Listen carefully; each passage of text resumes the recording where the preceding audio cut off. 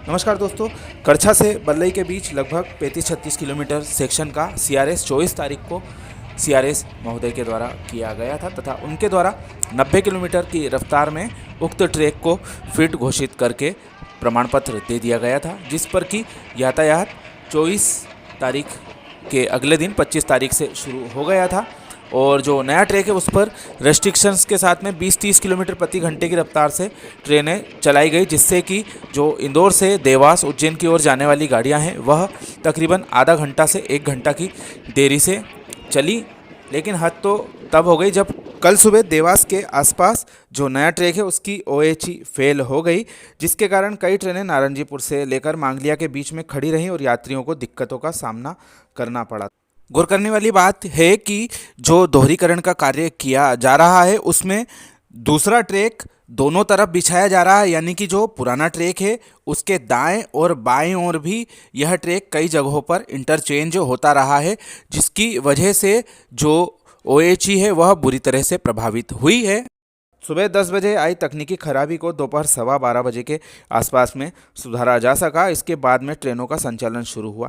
इस दौरान Ujjain Indore passenger, Indore Nagda passenger, Narmada express, नई दिल्ली इंदौर एक्सप्रेस आदि ट्रेनें कई घंटों की देरी से इंदौर और उज्जैन पहुंच पाई तथा रेलवे के स्थानीय अधिकारियों के अनुसार पिछले दिनों हुए ओएचई के कार्य के तहत बिजली लाइन का भी काम किया गया था। संभवतः इसी में कुछ खराबी आने की वजह से यह जो परेशानी कल आई वह देखने को मिली।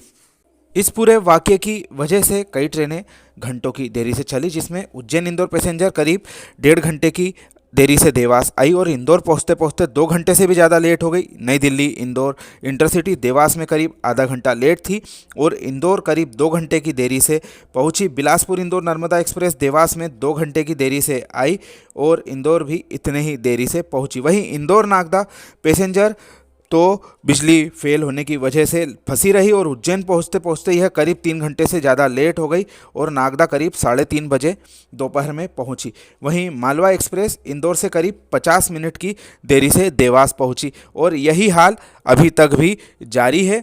हमारी डॉक्टर अंबेडकर नगर इंदौर इंटरसिटी सहित कई ट्रेनें 1 से 1.5 घंटे की देरी से फिलहाल में चल रही हैं और यह जो परिस्थिति है यह आने वाले करीब हफ्ते 15 दिन तक बरकरार रह सकती है, क्योंकि जो रेस्ट्रिक्शंस लगा है उसकी वजह से ट्रेनों को धीमी रफ्तार से चलाया जा रहा है।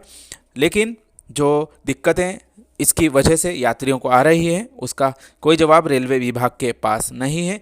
जब आप लोगों की तैयारी नहीं थी तो उस स्थिति में जैसा पूर्व में चलता आ रहा था वैसे ही ट्रेनें चलाते, कम से कम जो ट्रेनें हैं लेट तो नहीं होती, क्योंकि पूर्व में सिंगल लाइन होने की वजह से भी जो ट्रेनें चलाई जा रही हैं वह अपने तय शेड्यूल से ही चलती आ रही। ऐसी स्थिति में जो रेलवे के द्वारा जल्दबाजी में सीआरएस आदि का कार्य करवाया गया उससे इस कार्यों की गुणवत्ता पर तो सवाल उठते ही हैं, साथ ही जो यात्रियों को तकलीफ हो रही है वह अलग ही है।